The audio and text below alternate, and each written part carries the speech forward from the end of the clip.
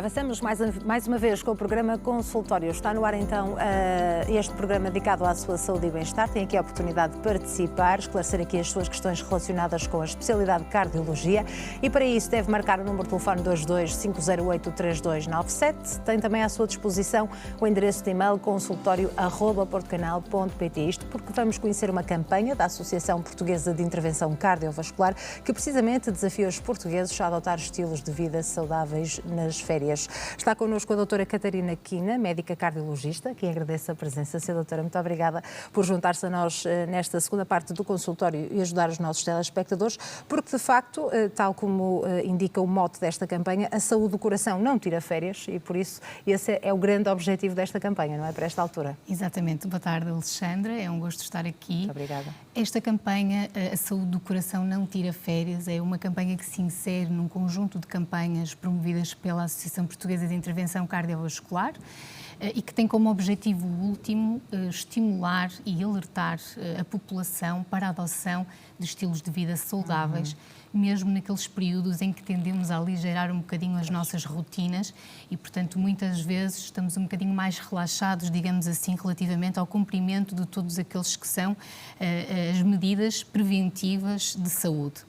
Neste contexto, aquilo que nós pretendemos é alertar a população para, durante este período também, manter hábitos de vida saudáveis, como é fazer uma alimentação saudável, ter atenção à hidratação nestes períodos em que tendencialmente as temperaturas são mais altas, não descurar a prática de exercício físico, que também pode ser enquadrada no âmbito das férias, promover tudo aquilo que seja a manutenção da terapêutica crónica habitual, não esquecer a medicação habitual e depois, numa situação em que há um alerta, em que é detectada uma situação aguda, a pessoa não deve, de forma alguma, atrasar a procura de cuidados de saúde só porque está de férias. Muitas vezes isto acontece, tendemos a desvalorizar e o ideal será, assim que é detectada uma situação aguda, alertar e pedir ajuda.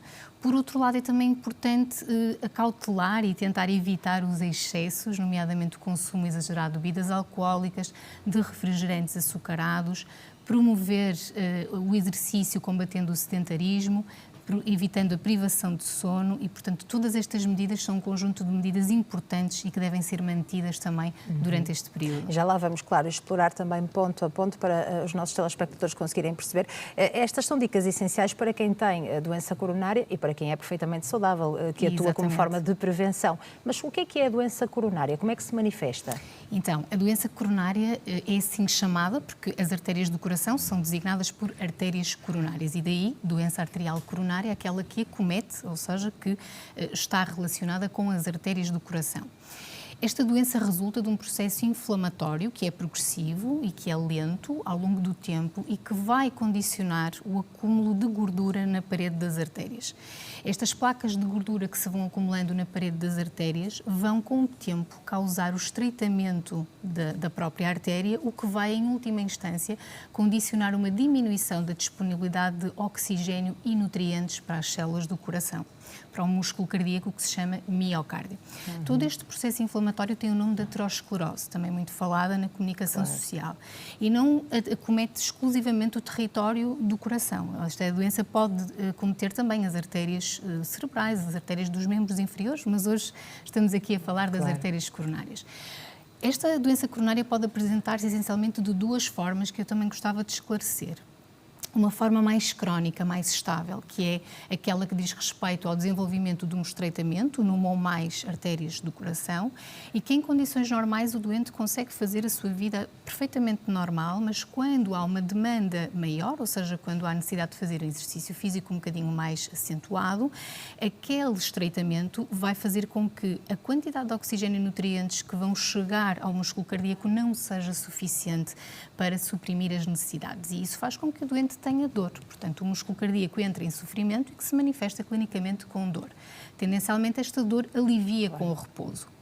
Uma situação fundamentalmente diferente e que é ameaçadora de vida, portanto é uma emergência médica e por isso eu chamava a atenção para ela, principalmente nesta altura, é o infarto agudo do miocárdio. Nesta situação, nós podemos ter na mesma a presença ou não de uma placa de gordura numa parede da artéria, mas o que acontece neste contexto é que há uma ruptura súbita.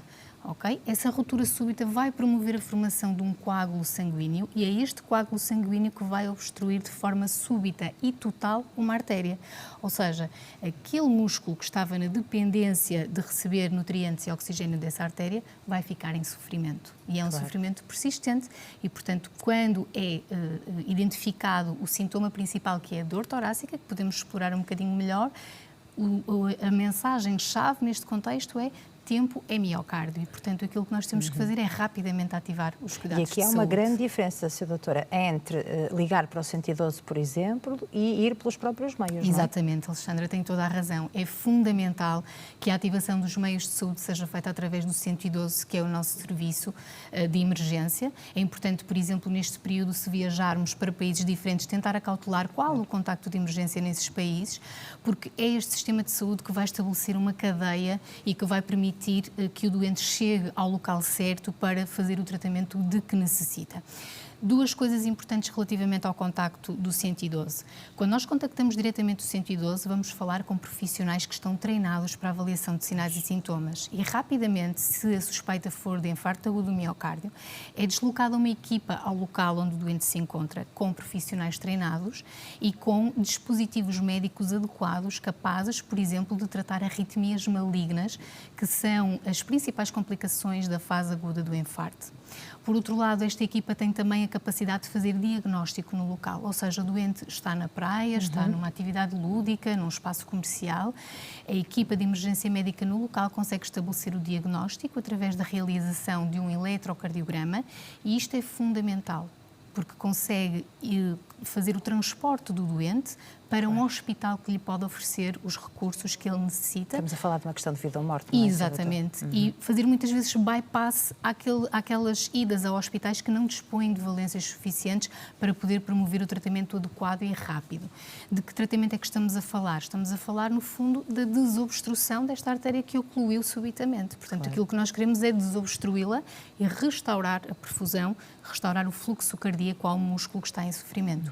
E isto só pode ser feito em hospitais que tenham valências, laboratórios de cardiologia de intervenção, em que aquilo que nós fazemos é desobstruir a artéria e restabelecer este fluxo. Portanto, se a chamada for feita para o 112, o 112, após o diagnóstico de infarto agudo com miocárdio, vai canalizar este doente diretamente a um hospital que tenha esta valência, evitando a passagem por outros locais em que não dispõe deste recurso e, portanto, vamos ter aqui um ganho de tempo que é inestimável e que é absolutamente fundamental para evitar as complicações futuras do infarto. E estamos aqui a falar de sinais e sintomas muito específicos, mas precisamente por haver esta descontração de tempo de férias, há pessoas que vão deixando algum tempo passar, horas, desvalorizando e, portanto, vão adiando essa ida até ao hospital. Isso acontece nesta altura? Isso acontece nesta altura. O sintoma principal, e aqui eu também gostava de sublinhar, o sintoma principal de infarto agudo do miocárdio é uma dor torácica, portanto, que pode localizar-se desde a linha da mandíbula até à linha do umbigo. É uma dor que muitas vezes é descrita como um aperto, uma pressão, uma queimadura, um peso e que muitas vezes pode irradiar, ou seja, pode deslocar-se para ambos os braços, para o dorso ou então para o pescoço. E não raras vezes é também acompanhada por alguns sintomas acompanhantes, digamos assim, nomeadamente falta de ar súbita, suores profusos, sensação de indisposição, náuseas, vómitos, sensação mesmo de perda de conhecimento. Estes são os sintomas mais frequentes em contexto de infarto agudo do miocárdio. É sabido que existem algumas populações, por exemplo, os idosos, as mulheres e os doentes diabéticos, que muitas vezes apresentam sintomas atípicos. O que é que isto quer dizer? Em que a dor torácica não é o principal sintoma e podem ter sintomas mais frustros, uma sensação de indisposição, um mal-estar que é muito mais inespecífico e mais difícil de reconhecer como sendo um infarto agudo do miocárdio. Por isso é importante chamar a atenção e alertar para todos estes sinais e sintomas que estão associados, porque se a população os conhecer, vai identificar mais cedo e vai chamar mais cedo os cuidados de saúde. Há uma diferença também quando chegam então a esses hospitais que estão referenciados, não é? Exatamente. Quando chegam lá, o que é feito? Quando o doente com suspeita de infarto agudo do miocárdio chega a um hospital, já através do contacto com o 112, o doente faz aquilo que nós chamamos um bypass ao serviço de urgência. Há uma equipa que já está preparada para o receber? Exatamente. Há uma equipa que está preparada 24 horas por dia, 7 dias por semana, e quando o doente chega ao hospital, essa equipa já tem conhecimento que o doente vai chegar, ou já chegou, e o doente é encaminhado diretamente para o laboratório de hemodinâmica. Não passa na urgência, não passa em mais nenhum serviço do hospital. E este encaminhamento direto vai poupar tempo, que é aquilo que nós queremos a todo custo, é diminuir o tempo entre o início dos sintomas e o tratamento.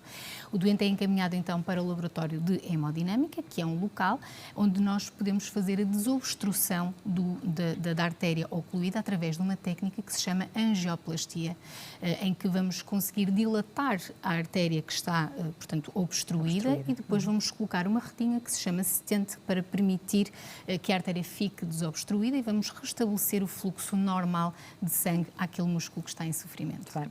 Sra. Doutora, vamos continuar a nossa conversa depois do intervalo que vamos fazer já de seguida e também ouvir os nossos telespectadores. Mais uma vez, muito obrigada pela sua conversa. Ora, 22508-3297 é o número de telefone que deve marcar para se inscrever e poder participar na edição de hoje do consultório e aqui, claro, ver aqui então a sua dúvida esclarecida relacionada com esta especialidade de cardiologia. Tem também à sua disposição o endereço de e-mail consultório@portocanal.pt.